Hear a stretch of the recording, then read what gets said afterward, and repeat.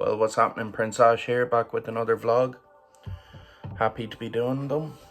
And I'm back again with more. And I'm going to talk about the music again. And what I have to say about the music. And I'll take it back to my first album, The Legend of Ashitaka, brackets The Curse. My first ever album. I think it was like 24th of April 2021 I released that. I'd been working on it, I'd say, for 3 months. Spent 3 months working hard, making loads of tracks, in order to put it together to release. And yeah, I was going through a hell of a lot at the time. I'll link some other stories of what was going on around that time. I was having psychotic episodes, dealing with false memories, dealing with past traumas. So there was a hell of a lot going on at that time. I was isolating myself. I wasn't connecting with anyone. Cut off from all old friends, recent friends. I cut them off as well. I was staying inside. I had no life. And I was in a bad place.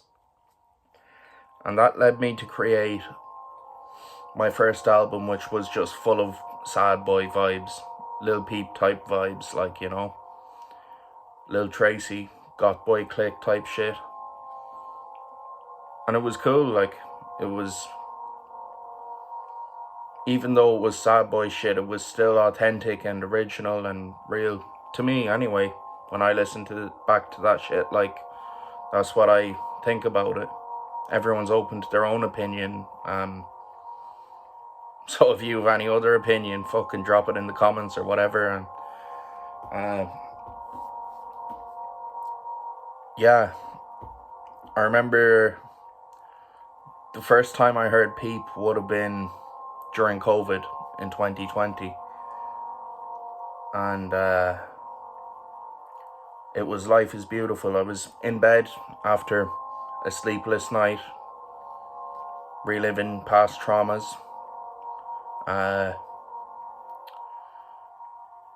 ruminating over consequences of my addiction and events that happened in my addiction. And yeah, I heard Life is Beautiful, and I'm hoping you know that song. If you don't, it's a song about how horrible life can be, but ultimately, he says it ironically that life is beautiful, but it's true. There's two contrasts in life. There's good and bad, yin and yang, good and evil,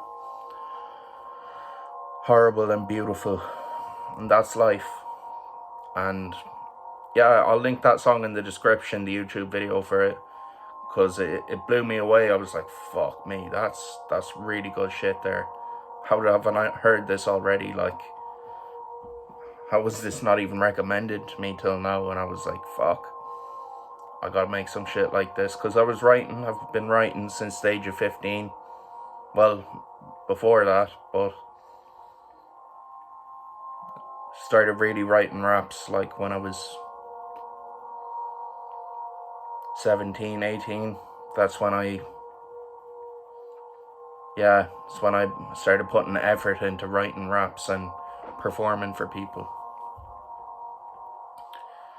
And so when I heard Peep the first time, it was very profound because of what the consequences of me hearing Lil Peep were. You know, I made music in a similar style to him, you know. And he's had a huge influence in my life. I then looked into his discography and I heard Star Shopping, I heard Awful Things, I heard Save That Shit.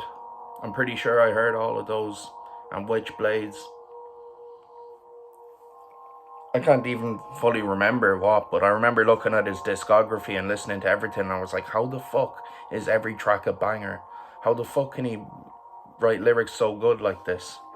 You know, the guy was talented, a genius. you know.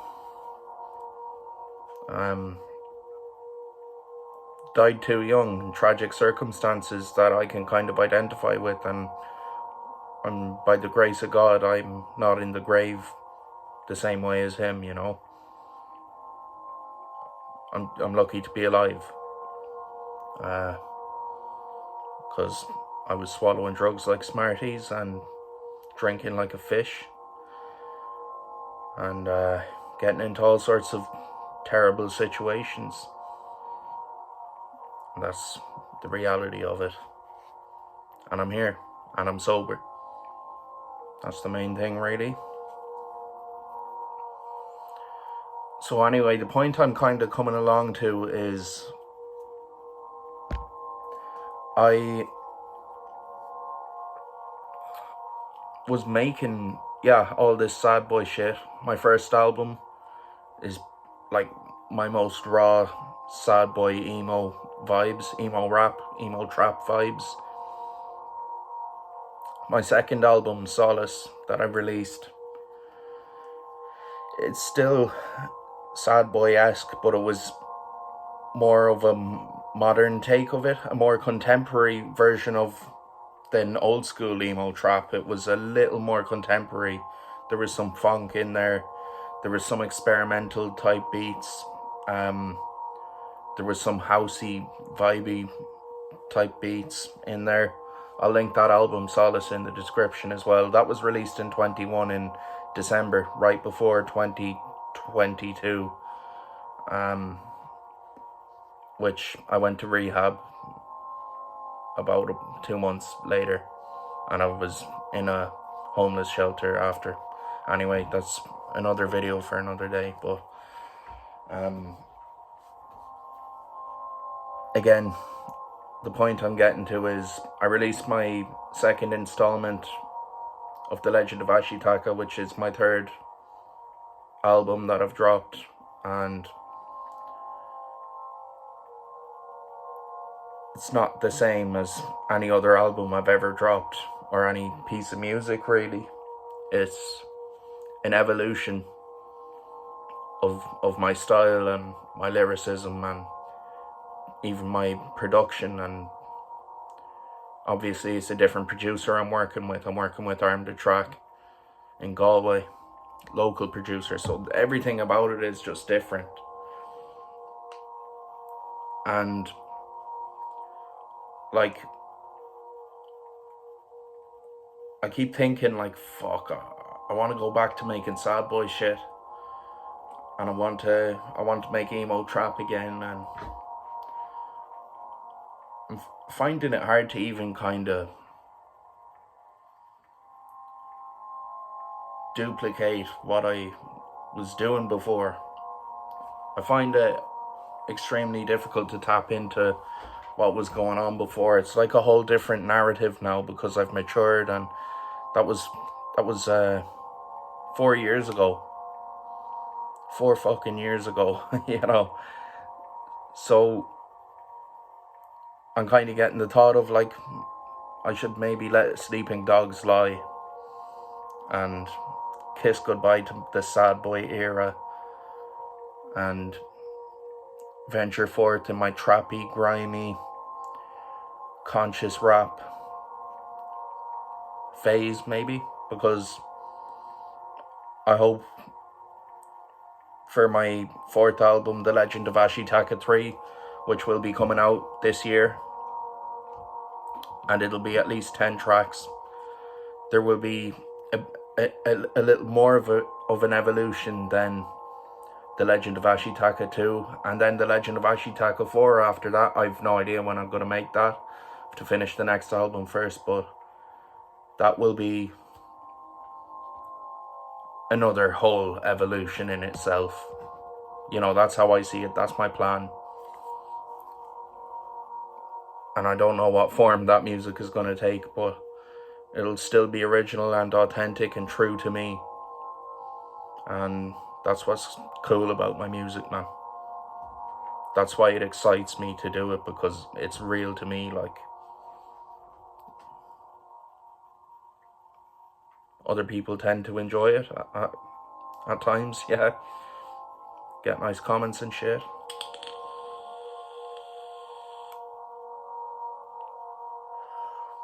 And I mentioned in the last video, like, I'm still listening to the same rappers I always listened to since I was like 19, 20, going through all that shit 4 years ago. It's still Lil Peep, it's still Juice WRLD, it's still XXXTentacion, Husky, those four. Eminem comes into it a bit, less and less recently, but yeah, that's just my taste, and that's why I'm like, fuck, I want to make sad boy shit again, is because I'm vibing to that so much. And yeah, those rappers are dope, man, and yeah, I hope I listen to them for a lot longer.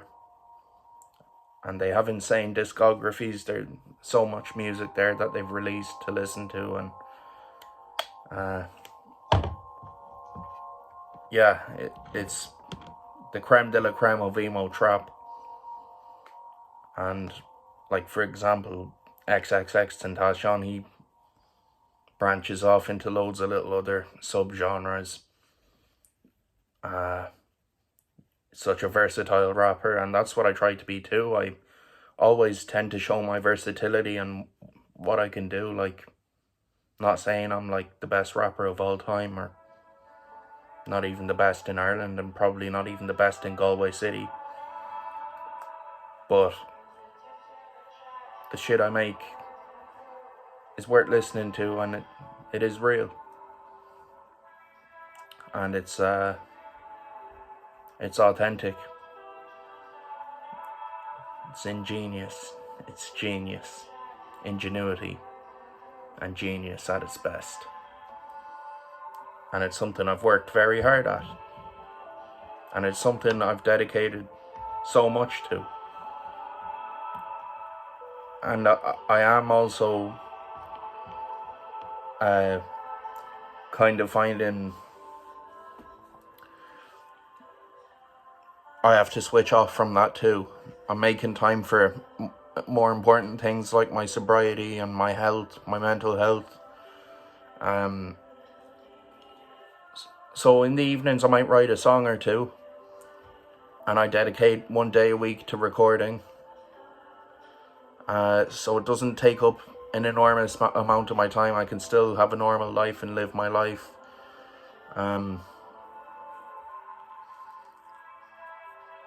And it's now 2 a.m. here in Ireland, and yeah, I'm just really realizing, I spoke about it in the last video, but connection is so important for me, and especially connecting with nature and my higher power. Like just going out into nature, and even a walk by the sea, and just get out of the house and talk to someone and talk to a friend and all that stuff. Because once I slack off on that type of stuff, I'm in trouble. Like, my head starts to go mad. That's just the nature of my disease. Like, and that was pointed out to me recently by my sponsor. It took a little bit of pain and hardship to realize that, but it's evident, and it's important, you know. Yeah.